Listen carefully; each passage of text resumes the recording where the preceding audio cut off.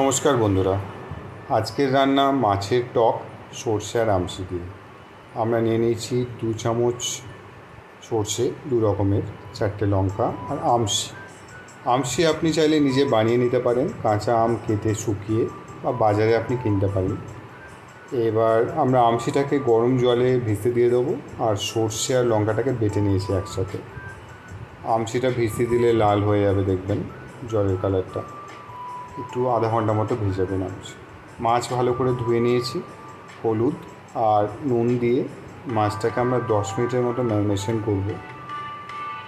ভালো করে মেখে নিয়েছি নুন আর হলুদটা মাছের সাথে। এবার একটা কড়াইয়ে তেল ভালো করে গরম হওয়ার পর মাছগুলোকে ভেজে নেব। এই যে মাছ ভাজা আমাদের কমপ্লিট। এবার ওই কড়াইয়েই আমরা রান্না শুরু করব।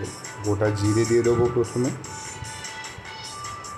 তারপর শুকনো লঙ্কা ফোড়ন, তারপর আমাদের বাটা সর্ষে আর লঙ্কা, ওটা আমরা দিয়ে দেবো।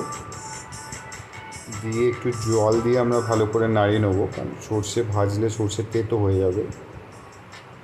এবার হলুদ, নুন পরিমাণ মতো, আর একটু চিনি, এই 3টে জিনিস দিয়ে দেবো আমরা।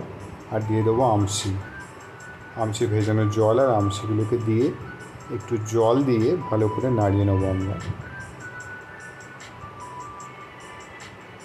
ফোটার জন্য গ্যাসটাকে হাই ফ্লেম করে দেবো। এই দেখুন ফুটে গেছে। এবার আমরা রুই মাছের পিসগুলোকে দিয়ে দিলাম।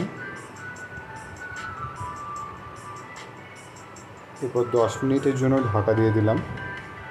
10 মিনিট পরে যখন খুলবো, এটা প্রিপেয়ার হয়ে গেছে পুরোপুরি। একটা বাটিতে নিয়ে নিলাম। এটাকে আমরা গরম ভাতের সাথে পরিবেশন করব। আমাদের রান্না আজকে পুরোপুরি কমপ্লিট।